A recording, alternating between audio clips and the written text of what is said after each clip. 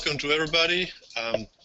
It's a little awkward. You don't know how many people there are or where you guys are. We're probably scattered all over this great world.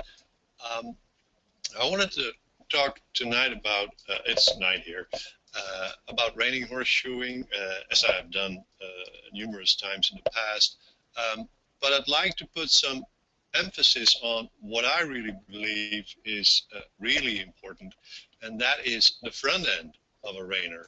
Usually when problems in reining occur, everybody starts looking at the hind feet and come up with all kinds of sliders that are used to help or modify or alleviate problems. But often, and I mean like 90% in my experience, the problem is not the slider, the problem is the front end. Obviously, the sliding stop as such is very important in a reining pattern. It's sensational. People like watching the stops, and that's a good thing. I mean, I like watching stops too, but nevertheless, it is just a part out of a reining pattern. Horses got to do a lot more. So even when front ends wouldn't really help to stop, and I'll go into how this shoeing of a front feet helps a horse stop better. But even if the stop would, not help by front end, nevertheless, the front end would be needed for other parts of that reining pattern. The turnaround, the circle, the lead change, especially the flying lead change, is always often messed up because feet are way too long. But let's just stick to the relation between front feet and sliding stops for tonight. I only have 30 minutes. So. Again, there's way too much focus on sliders, and these are just a few I made over the years, and tried them, and they appeared to work at any one time. But when horses were trained longer with all those funny, awkward-looking sliders, they never got any really better. They never really improved in a way that was constant and stable. They were just jogged. They were just what's the word? They were just helped for a short term, if it was any help at all, maybe forced. But in all cases, other problems came up that needed attention, and all the sliders you can buy nowadays, all the sliders you can make if you want to, and the one on the left top is obviously a joke. Anyway, you can do a lot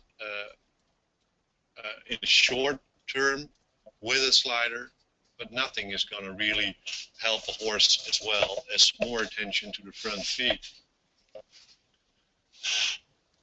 This is a horse that was, well, I call it a cripple, and I'm not really sure if it's the correct word for in English for a horse like that. But this was a horse that has been lame for 2 years. So, but it was really a good horse, and we worked on that horse for 3 years, and he ended up NRHA Open World Champion in 2008.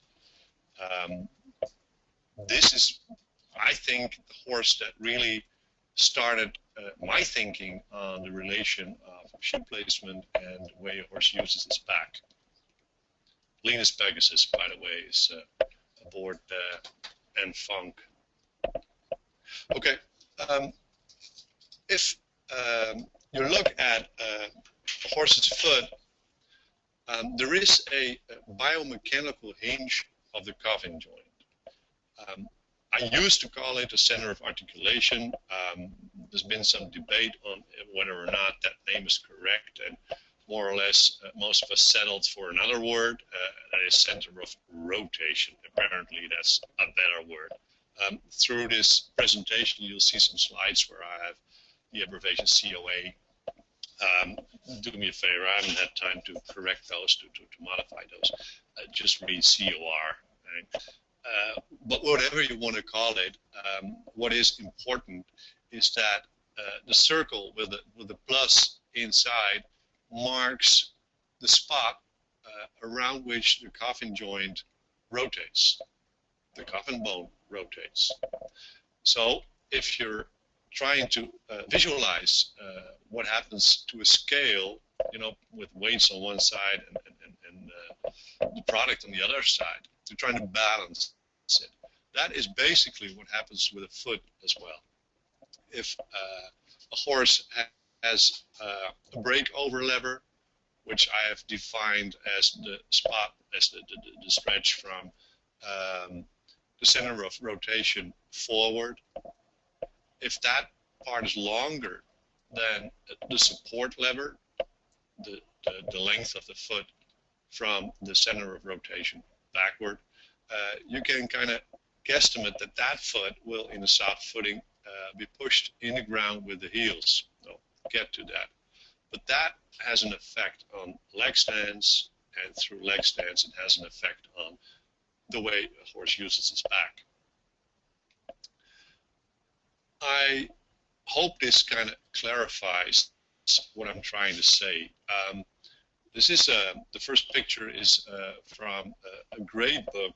It's an old book by now. It's Christopher Pollitt's The Horse's Foot. I can really encourage anyone to buy that book. It's really, really brilliant. The other one is my foot. Oh, I wouldn't shoe my foot in it. What I'm trying to explain here is that we obviously tend to look at the foot, the hoof of a horse, but that is a passive structure. The hoof itself is just protective. It doesn't do anything in locomotion. What happens is that the coffin bone rotates through tendon force, muscle force. The hoof follows. Just like my foot moves that wooden shoe. It's not like the wooden shoe moves and my foot follows. It's important to try and visualize that, because if you do, it's a lot easier to understand what happens if we add ground reaction forces to the equation.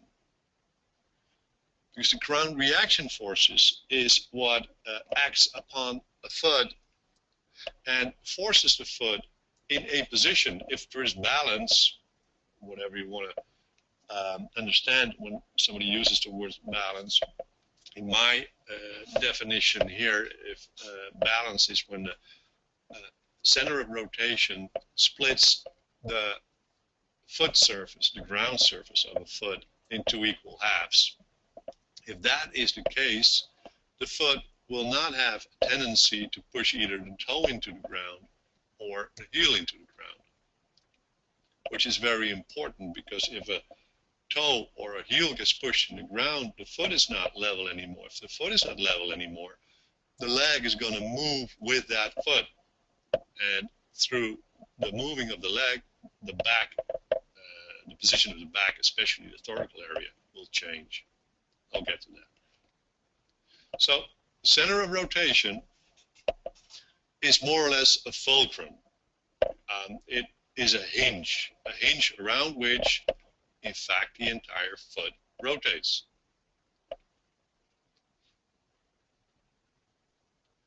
So if we look at a horse with a very steep, high palmar angle, a club-footed horse, you can see that the breakover length, the length from the center of rotation towards the toe, is a lot shorter than the support length, the length from the center of rotation backward. In a soft footing, that means that the larger surface will more or less float, and the toe area will be pushed in the ground, creating pressure, hence the shape of a club-footed horse.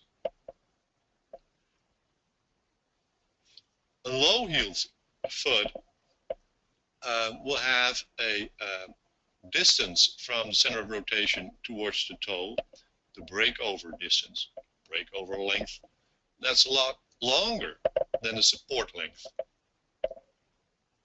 In cases like that, the heels will be pushed into the ground if the ground gives at all. If it's like sand, where 90.9% of our reiners are trained, horses like that will have not only a big problem breaking over simply because the distance, the breakover length is so long, but also because that foot will be pushed in the ground.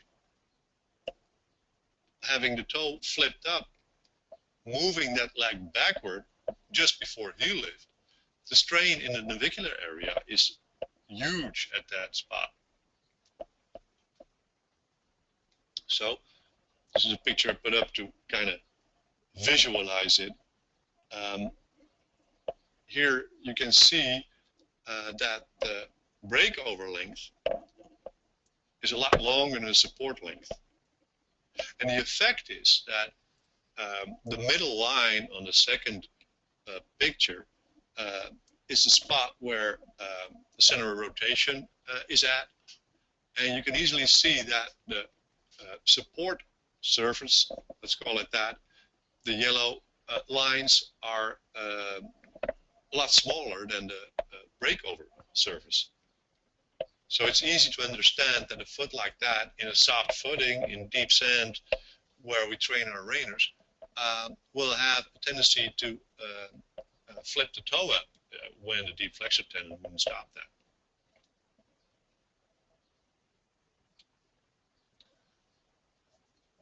This is what I see a lot when I work on reiners that have problems. A lot of horses have an okay hoof angle. The left one is a 56-degree hoof angle, which is fine. The right one is a 53. Basically, there's nothing wrong with that angle. But the result of a huge breakover length and a very small support length eventually has exactly the same effect as a very low-heeled horse with a very long toe. Horses like this with an okay dorsal hoof wall angle will push that small area that makes up the support in the ground, making breakover just that much harder. And this is the reason why. The dotted line is where the center of rotation is at, and the yellow slanted line marks the angle of the heels. When the heels grow, the support surface gets smaller, simply because heels don't grow down straight. The longer the heels get, the more they grow towards that center of rotation. You need to trim the heels back to the widest part of the frog. It's vital.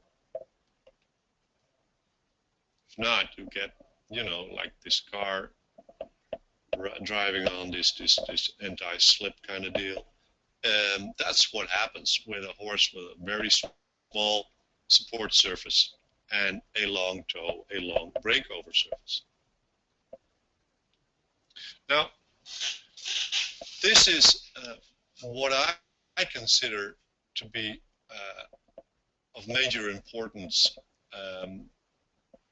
If you understand this correctly, it's a lot easier to understand why addressing the front feet and the balance between breakover and support is so important. A low-heeled foot has less support, even on a hard surface, in the well, behind the center of rotation. In a lot of horses, and I mean like 90%, this eventually means that foot just, it's biomechanics. It's not like the horse wants to do it, it's just biomechanics. The foot and leg moves forward. A low-heeled foot will, in most cases, end up in front of the plumb line. just like I've illustrated here.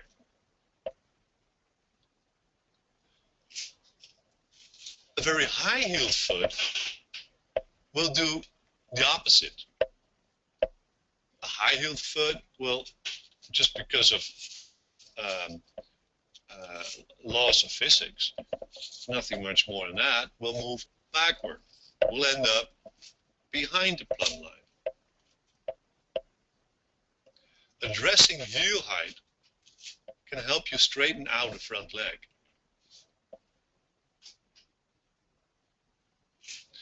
Now this is a picture I've used lots of time. It's a French professor who also wrote a book on physical therapy and massage on performance horses. I like the first picture a lot because it illustrates what I call the core stability of a horse. Just like human beings, a horse needs core stability. The belly muscles, abdominal muscles, need to be strong enough to compensate for the dorsal muscles, where in most cases the dorsal muscles are way stronger than the abdominal muscles. That is the case in human beings, that is the case in horses also. The second picture, maybe just, you know, to add a little, and maybe help some of you understand a little better. If a horse starts moving, goes in for the stop, wants to go in and stretch the hocks and stifle, you will need the abdominal muscles first. It's not a case of horses using their backs, needing a strong back to make a good stop. A horse needs a good set of abdominal muscles to make a good stop. The abdominal muscles make a horse round its back. There is some debate on whether you should call that dorsiflexion or dorsiflexion, but just like, you know, we're horseshoers, let's call it round and hollow. It's a lot easier. So if a horse goes in for a stop, he strains the abdominal muscles, rounds the back, and goes in, balancing himself with its head. That's why nowadays reining horses stop so different from horses that stopped in the early 80s. Probably most of you have seen those stops with heads way up, hollowed backs. Those horses didn't stop at all. They were just more or less panicking and gliding. The second picture illustrates the relation between the position of the front and hind legs and the back. If the front leg and the hind leg are camped out, the back will be hollowed. If a front leg and a hind leg are camped under, the back will be rounded.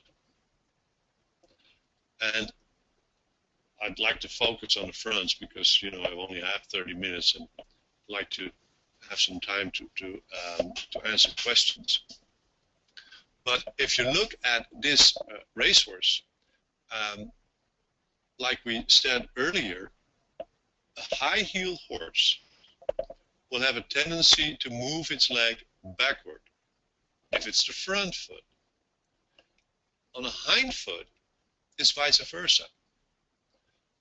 If a hind-footed horse, a high-heeled foot on a hind of a horse, that foot will stretch out. A low-heeled foot on a front foot will move forward, like the yellow line does. To have a hind-heeled foot, hind-heel, to have a hind foot move forward, you need to lower the heels. So, I hope I'm not messing around too much for you guys now. A high-heeled foot on a front leg moves the leg backward. A high-heeled foot on a hind leg moves that leg backward. Now, if we go back to our Reiners, now probably it's a lot easier to understand why most Reiners have wedged shoes in front, usually pretty short, straight up, where at the same time the hind feet are low-heeled, extended toes, and you know what? The reason is that with a high-heeled front foot, it's easier for the horse to round the thoracal area, the place where roughly the saddle is, to allow a horse to also round its lumbar area, just behind the saddle, around the pelvis. You need to lower the heels of the hind foot, with a result that through experience we all knew, and we knew that for like 25 years ago, that you needed to get the front foot of a reiner up, so where the wedge shoes come in, and you needed to lower the heels on the hind foot. And in those days we would extend the toes like huge. Horses would stop better, but nobody really gave it any. I didn't, anyway. I didn't give it any second thought why that was. I hope through this presentation I can help you guys think about what happens when you manipulate heel height and breakover length. It influences the position of the leg relative to the ground, and through that it manipulates the way a horse uses its back, because a horse that is more or less camped under with its hind feet forward, its front feet backward, the back will have to be rounded. And stretched out, front feet forward, hind feet backward, the back will have to be hollowed.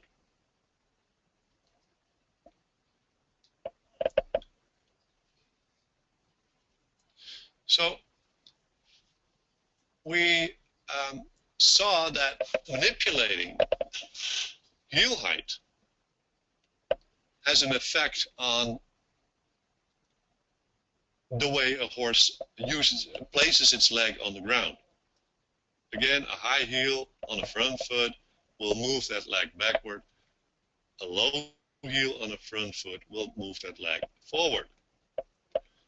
Now, for our horses, Reiners are trained in deep sand, often very deep sand.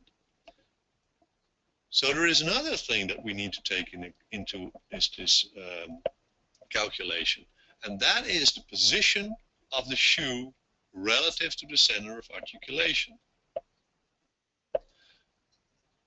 A normal angled foot, where I would move the shoe forward, reducing the support surface, increasing the breakover surface, will have the same effect as a low-heeled foot. It will help move the leg forward. It will stretch out the leg forward, hollowing the back, actually extending the thoracal area of the vertebrae. The other way around, moving that shoe around the center of rotation backward will increase the support surface, decrease breakover surface. In such a case, we'd have the same effect without manipulating the height of the heels, would have the same effect as a high-heeled horse.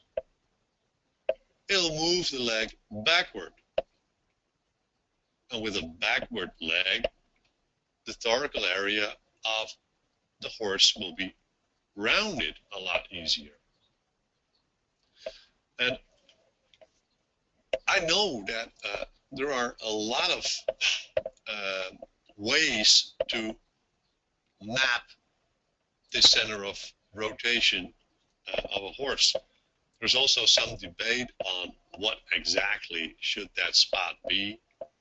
Some say it's half, more or less, middle of the joint surface itself. That's not correct. But what's way more important is that you would have to get away from using the foot, using the hoof as a guideline for finding that center of rotation. The hoof itself is plastic.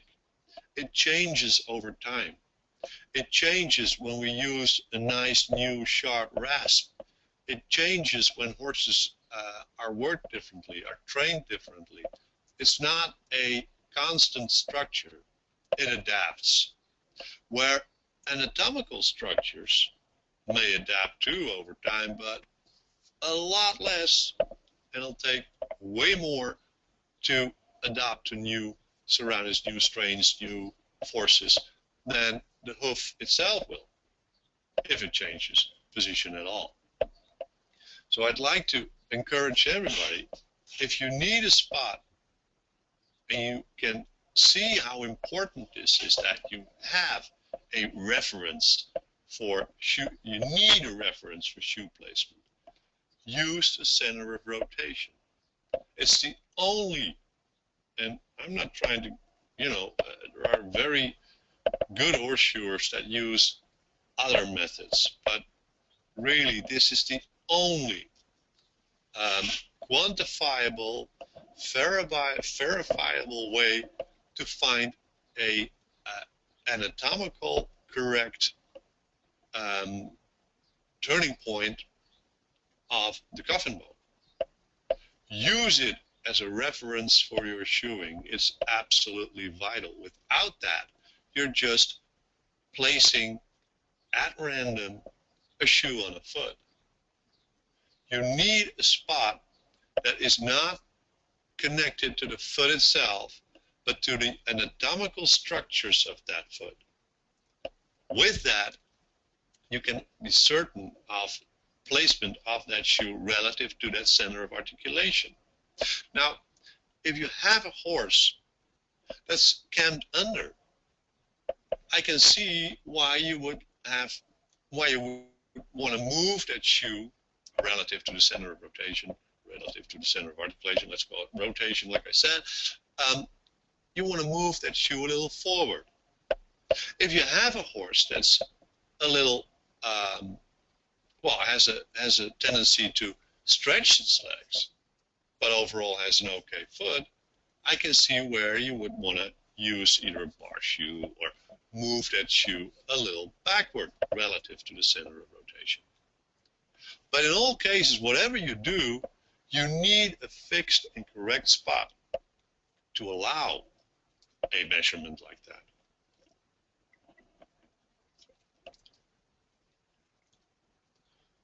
You're summarizing a little. High heels will push the leg behind the plumb line. A club-fitted horse usually has a leg that's in a retracted stance, backward, where low heels will stretch out. Low heels will stretch the leg out.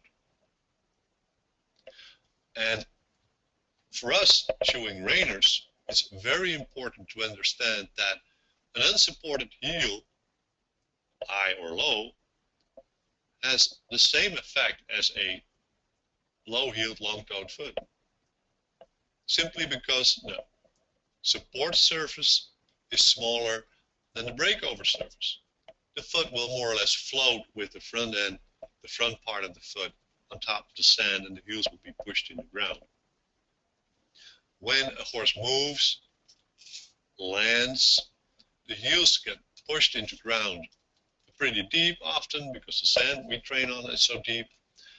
With that toe sticking up in that deep sand, the leg moves backward, and at a certain spot, the horse needs to pick up the heels, heel lift just before breakover. But when the heels are very deep in the ground, it's easy to understand that the horse will not be able to fully use the entire range of its normal retraction, protraction forward, plumb line perpendicular to the ground, retraction backward. That illustrates, that defines a stride of a horse. When breakover is hard, the retraction phase, the leg moving backward, will not be completed. And what the horse does to stop that is flex its carpus, flex the front knee. By doing so, it will hollow the thoracic area and end up with a lot of knee action in most cases. So, following from the top 2 points, high heels will push a leg behind the plumb line, low heel foot will push a leg in front of the plumb line, follows that high heels will ease rounding of the back. And high heels is the same as a large support area of a foot, where low heel foot will encourage hollowing of the back, simply because on a low heel, the support surface is a lot smaller than the breakover surface. And again, on the hind foot, it's the other way around.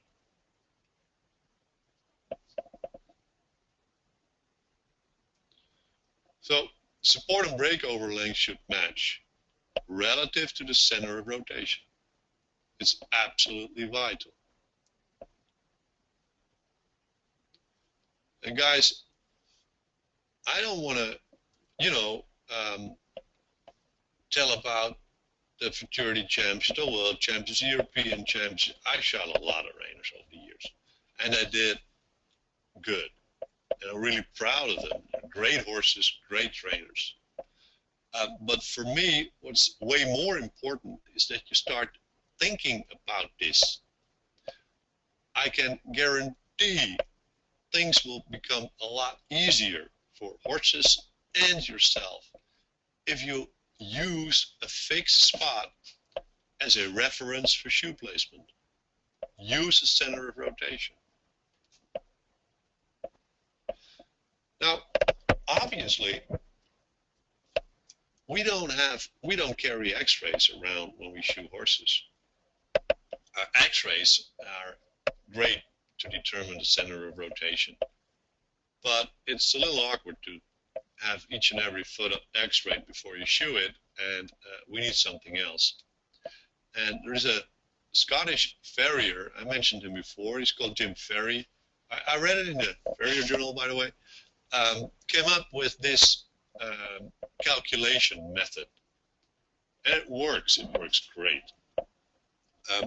What Jim Ferry does is a calculation allowing you to find the distance test point, the center of rotation, and the extension process. In real life, and when we shoe horses, basically what we need is a center of rotation. Frankly, I don't care what it says. The distance test point is, I need the center of rotation to be able to place my shoe correctly. And his trick is, if you measure the length along the coronet in a two-dimensional way, so do not fold your ruler if you can, keep it straight and measure the entire length of that coronet, just like the green line, just like that. If that measurement on a quarter horse, you'll find it's, I wouldn't know in inches, but in centimeters it would be like 10 centimeters, 10 and a half.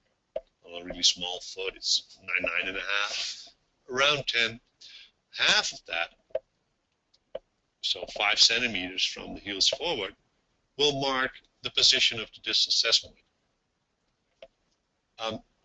Now, what Jim Ferry does, it says if you divide the front part of that line, so the 5 centimeters forward, in 3 equal halves, I don't know what a third of 5 centimeters is, but you would end up with 1/3 plus half of that length, you would end up at the center of rotation. Now, we don't use 1/6, 1/8, 1/4 like you guys do in America here in Europe. But if you do that, it's pretty easy to understand that if you have a line and half of that line is the distal sesamoid, and you need to divide the front part in 3 equal halves, you're looking at 6s.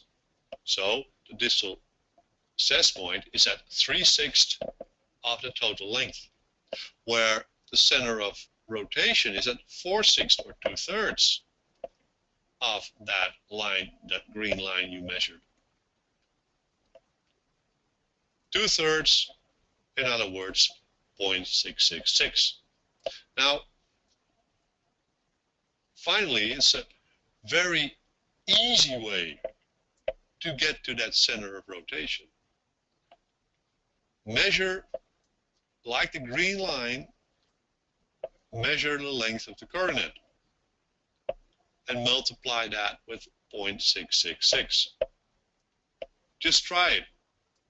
Get an X-ray out, measure it like the green line,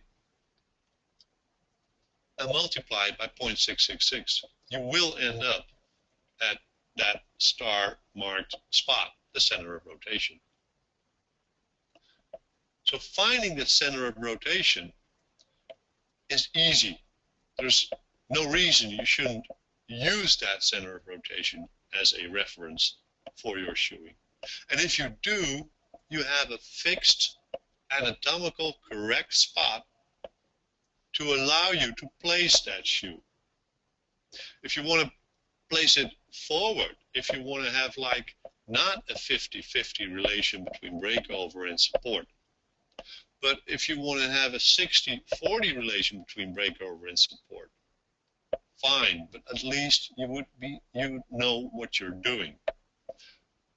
Without calculating and using the center of rotation for your shoeing, you're just attaching a shoe on a hoof and hope the best. You need to find the center of rotation and use it as a reference for your shoe placement, especially when you're working with Reiners, simply because the effect it has in the end on the way a Reiner uses its back.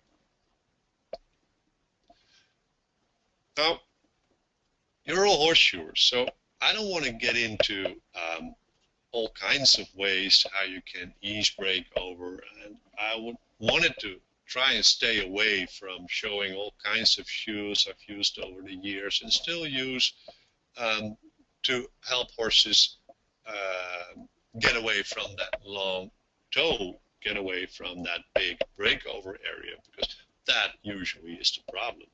A horse, a reining horse, has not too much problems with a foot that is, well, allows the leg to get under him, under the shoulder a lot, because it helps round the thoracic area of the back better. The problems come when a foot has a big breakover surface and a small support surface. In cases like that, we need to find ways to shorten that breakover length, make the breakover surface smaller. Well, there's a big variety.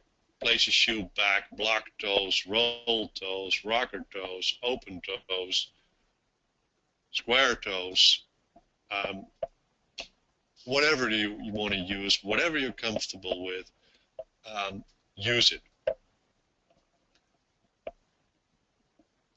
Now, I added a little extra because most of you, if you shoe Reiners, especially when they start out, they're very good at getting rid of your nicely calculated shoe, well placed, you know, exactly around that center of it.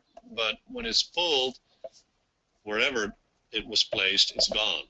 So your support and surface area, your support area, your breakover area, it's down the drain anyway because the shoe is gone.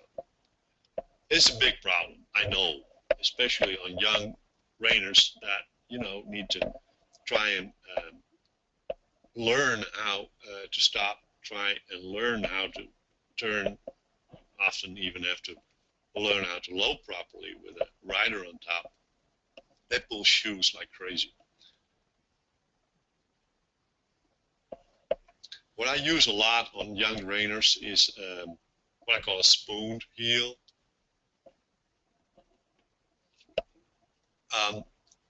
What I do, and what I often is done otherwise, what I do is take a shoe that is one size too big, and then I forge out this little extra on the heel side. Because if you do not take a shoe that is a size too big, you just end up shortening the breakover, shortening the support length. And by shortening the support length, you reduce the support surface, creating a low-heeled effect, making breakover harder and getting the horse to hollow its back. That doesn't help the stop, it doesn't help anything. And because of that breakover, well, the fact that the breakover is harder, there is some delay, and the hind feet will often be able to pull the front shoes.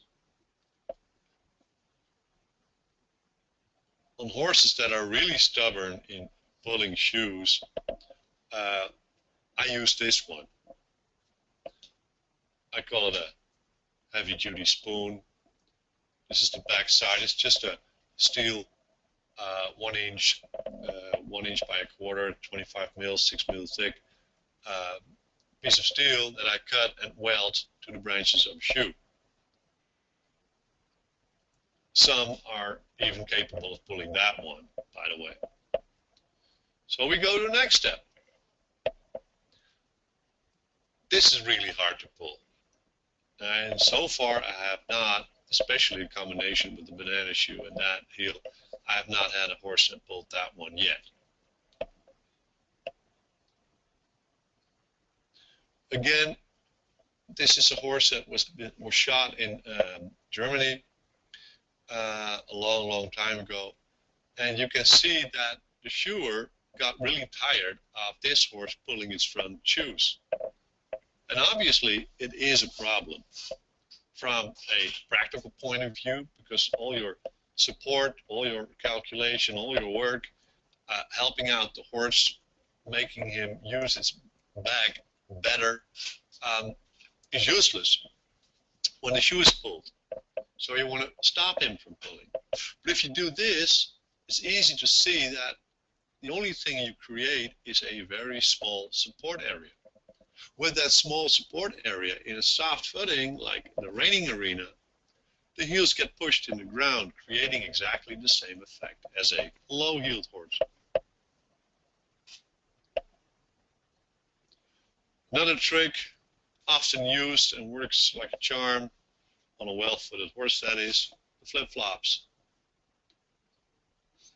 I came up with an alternative, well, not an alternative, an augmented flip-flop. It's from Castle Plastics. It's a hard bar wedge pad, and I use it as a flip-flop. It works great, especially in young reiners that, you know, need to be as round as they can to try and understand what a stop is all about. If you have a horse that really has a hard time keeping shoes on, this may be a thing to try. Well, and everything else, you know, when it's, you cannot do anything to keep a shoe on a horse. Casting, this is by the way, 3M casting tape. Let's mention the sponsor here. Well, that's basically what I did. On the left picture is a horse that went to the European Championships a couple of years ago and could not keep a shoe on to save its life, so we just casted it, and he did pretty good. He won it.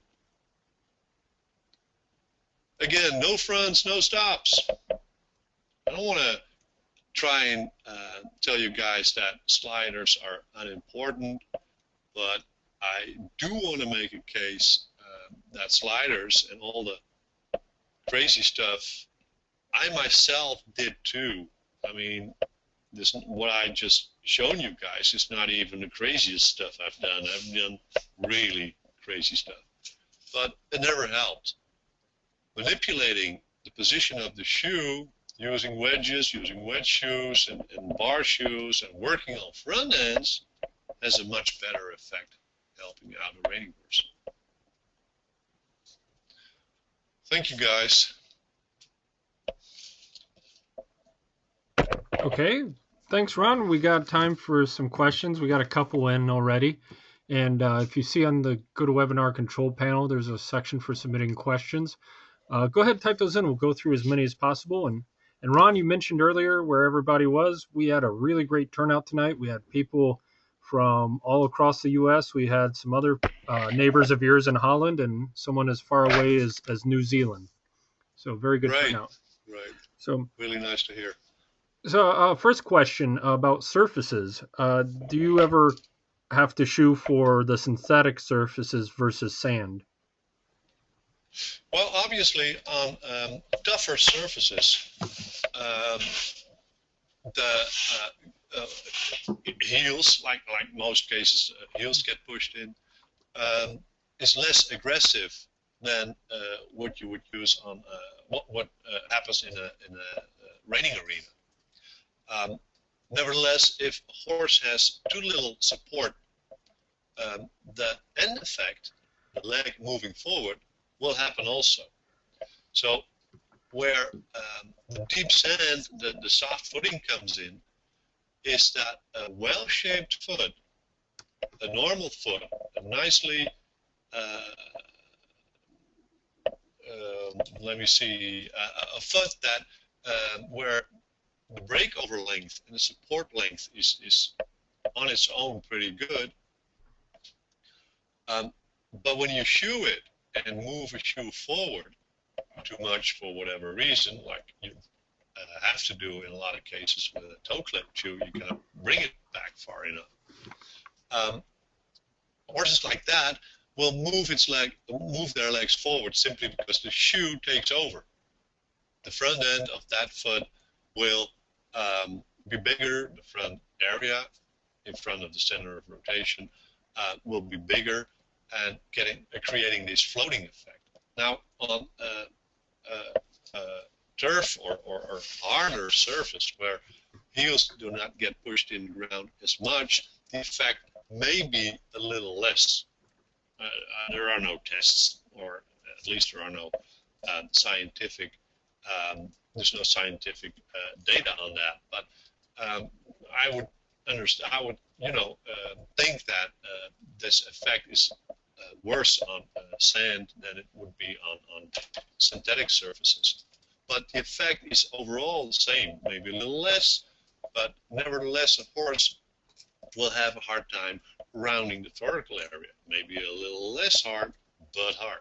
And on a reiner, you don't need that. Okay. Next question. How do you address the short toe lever, long support lever of a club foot to keep the toe out of the ground? Now, I was hoping nobody would ask that because it's complicated. The thing is, there is a medical part to a club foot, and that is contraction of the deep flexor tendon, well, the muscle attached to the deep flexor tendon. And what we did, and I'm not here to like we know better and we never do that. I know a lot of stuff that you shouldn't do because I did it myself. So what we did in the old days, and myself included, was extend the toe on the club foot because the foot was better balanced that way, and I was convinced that would work, and I did it.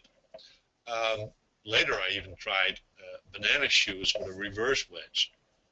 That went pretty well, but maybe I was lucky. I don't know. So the first thing that would come up in your mind, if you have look at a club foot with a very big support area, very small breakover area, is increase breakover area. Basically, what you do on a low heel foot, nobody has any problem with increasing the support area of a low heel foot. Now, increasing the breakover area of a club foot is, from a balance point of view, a good thing to do. But we need to think about the reason for that club foot, and that is often some kind of contraction that you may not want to force back into what we think is a normal position, because something might break. So if anything, if you want to do that, and that's what I do on club-footed Reiners, use a banana shoe. But you know, I didn't want to make this a banana shoe presentation. But that is a great way to get around from, to get away from too much forcing that foot in a normal position, and at the same time, you know, risking the structures getting damaged, like the navicular area or whatever. Okay. I'll combine a few questions here. Got a few about the type of shoes you use. Talk about maybe more the common shoes you use, and do you do a lot of handmade shoes for the work you do with Reiners? Sure. When I started out shoeing Reiners, that is like 25 years ago, here in Holland, and you guys would not believe the type of horses that we used in those days to do reining with. Those would actually be warm bloods. And you'd have to make your sliders yourself, simply because there weren't sliders. There were horses with a size 4. You'd put sliders on. There was nothing else. A quarter horse was pretty, well, maybe not rare, but when we started out 25, 30 years ago, there weren't that many quarters here in Holland or Europe as such. So in those days, I made my sliders myself from bar stock, but got away from that pretty fast. And when I got to America, that was, I think, 20 years ago or so, I noticed a lot of very competent reining horse shoers that made their sliders themselves from bar stock. And I did because I had to, but as soon as I get my hand on well-made pre-punched sliding plates, I used those and have ever since. I don't make my own sliders. I buy them, usually Anvil brands. And if I have a foot that's not, a poor foot, then I close a nail hole with an old, with a nail and repunch it if I have to. And usually you just have to repunch 1 or 2 nails. And that makes it a lot easier and a lot faster shoeing the Reiner than making your sliders yourself. I don't see the extra in making them yourself. The front feet, when it's steel, most of the time, being from Holland, I use Curcards, the ESX7 on steel shoes, on a Reiner. In my case, 99% is SX7. Sometimes an SX8 when I want to get some rocker toe in it, but most of the time it's an SX7. The aluminum shoes are also Curcards, usually the wedged ones in most cases. That would be the Triumph, obviously. And what I do use a lot is an Italian brand. It's called Coronary. And they make affordable bar shoes, wedged bar shoes in aluminum. And they have all kinds of shoes that I wouldn't even know where to use it for, but they make a big range of all types of shoes, and they're all affordable. So that's basically why I use the Coleoni shoes. Okay, we have one more question here. How do you examine the footfall in different surfaces in relation to ground force reaction? Well, it's a very valid question, and also one that's really hard to answer.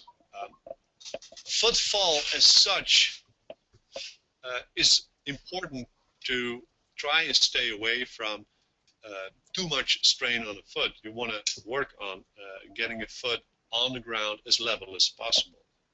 But you will find that, especially what we see in the quarter horses a lot, the lateral first type of landings, there's in a lot of cases not much you can do about that. And thank God our Reiners are in the deep sand, and it's often not much of a problem.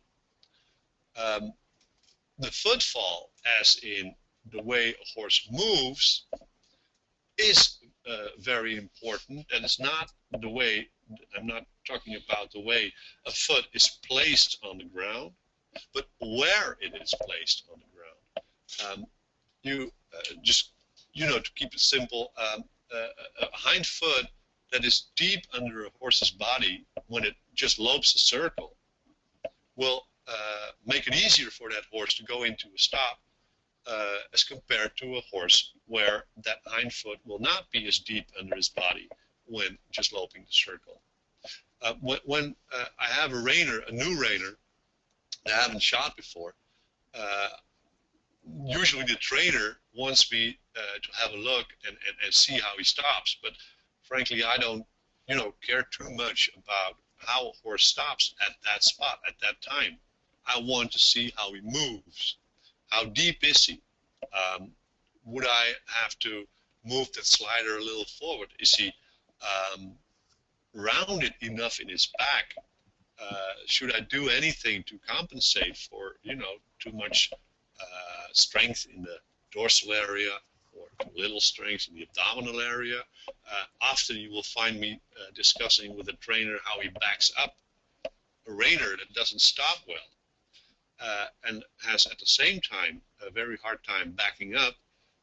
You know what the problem is. That is a horse that does not round its back properly. A horse like that will not be able to stop properly. So you need to address that problem.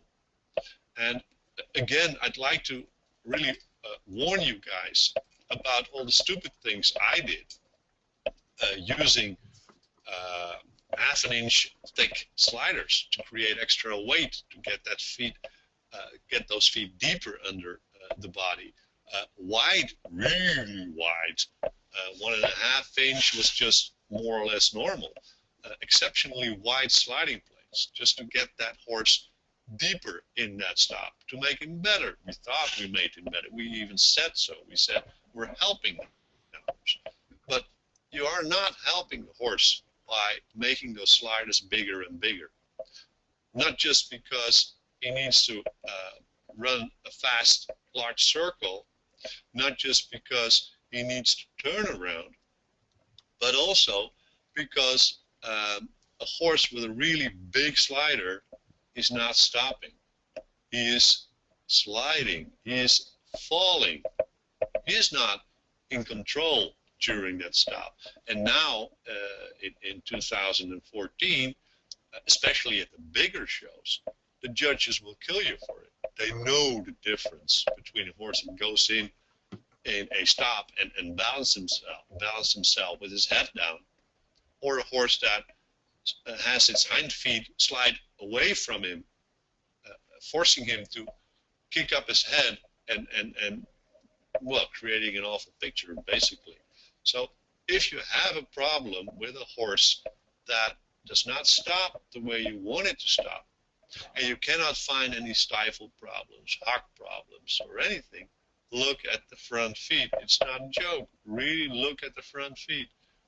Measure the length. Just, prove me wrong. Measure the length of the coronet, multiply that by 0.66, 2/3 from the back forward gives you the center of rotation. That should be the middle of shoe. That line should bisect your shoe into equal halves. If you have that, you will find the horse will stop easier, simply because he will be able to round his back a lot easier that way. Okay. All right. Well, first, everybody, if you didn't pick up on it, Ron's from Holland, and so I'd like to thank him for not only doing a great presentation, but not doing it in his native language. Ron, thank you so much. You gave us a lot of great information for what's tonight for you.